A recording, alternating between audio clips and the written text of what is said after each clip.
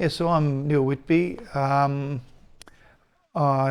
been part of the production team now and management, actually in the refinery next door to the mill for the last 6 years. But prior to that, I spent 18 years shift super. So with shift super's job, we run both factories in charge of those. So seasonally wise, it's very, very busy, very demanding job. But it actually started back here 35 years ago in the mill as a station operator. Yeah, so my career here at the mill, I started here in 1989, the start of the crushing season. Um, at that stage, the sugar refinery was being built, and I started as a station operator in the mill. From there, back in those days, we did 5-day weeks or 5.5-day weeks. As the season progressed and the CCS and the sugar came up, we progressed to 4 shifts. So in the 4 shifts, I got moved up into another station for the rest of the season. After that, the refinery had been built during that crushing season, and they were looking for people to do relief work in the refinery. So I started over there. One of the big scary things about all of that was the older guys in the mill didn't like computers, and the refinery, when it was first built, had computers. So as a young 25-year-old, not knowing anything about computers, I jumped in. But pretty easy stuff, really, with the computers. They're process computers. There's nothing scary about them. So I started off there and trained on a job, and trained on another job, and another job, and another job, and for 3 years just did continual relief work, and then got a permanent job on one of the stations and doing relief work on the other station. And I did that up until 2000. From 2000, I had the opportunity to join management team as a shift supervisor.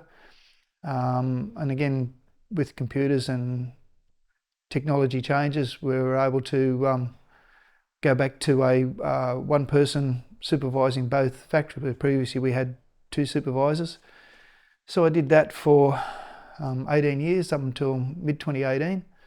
And from there, I've been over in the production management team with the refinery.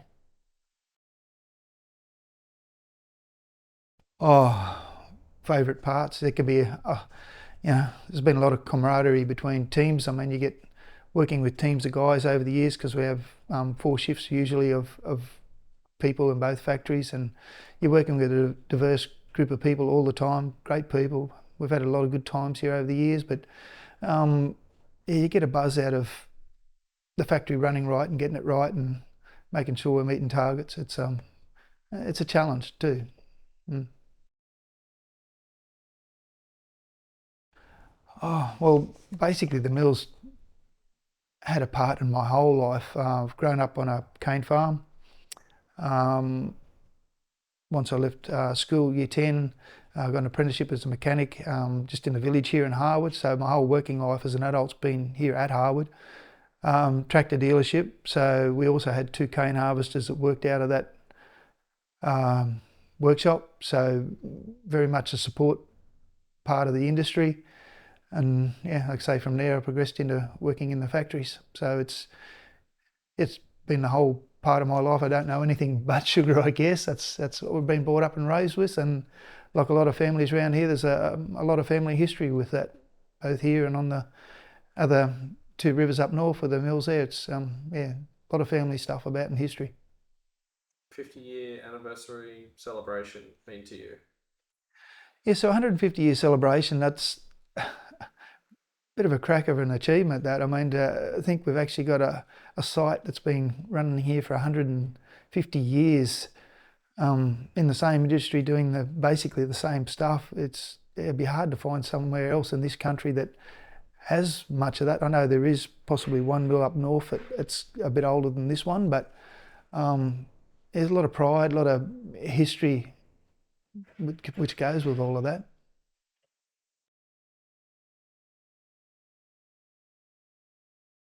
Yeah, so significant changes. So, well, if I go back to my days as growing up on the farm, as a 10-year-old, hand cutting of the cane finished. So mechanical harvesters came in, road transport came in. That made a big difference. Made the ability for bigger throughputs through the mill. Computers, very big change with computers once they came in, and more automation and stuff like that. It's been greater control through the processes and a lot easier to do a lot of the jobs which were manually done. And probably one of the other ones here with the transport and back out in the field is GPS. It's yeah, a bit of a game changer, that one, for the guys out in the field. So well, they can grow their crops nice straight rows now. They know where everything is. For the harvesters, it's much the same. And then it goes to the transporting of the cane back into the mill. So all the paddocks are all GPSed out. We know what variety of cane's grown in the paddock. We know which farmer it is. We know which bin it goes into. We know when it was cut. And the systems back here and the logistics of it all, they can put that all together and bring the crop in a timely fashion, bringing the cane in with the trucks so that we have a continual supply to keep up the crush. So it's played a big part in making sure that's more efficient, more effective.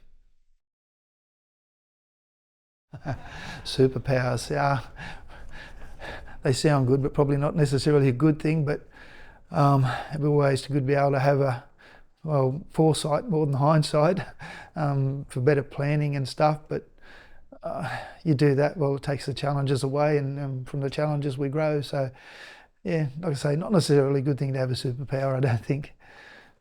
Yeah, well, the time here has been very good. The business has been very good to me, and probably a lot of other families around the place. A lot of families, and not just the direct workers here, but outside with transport and logistics and all sorts of things. And suppliers, there's lots of things coming and going here all the time. So it's been a great industry for the area and for families here.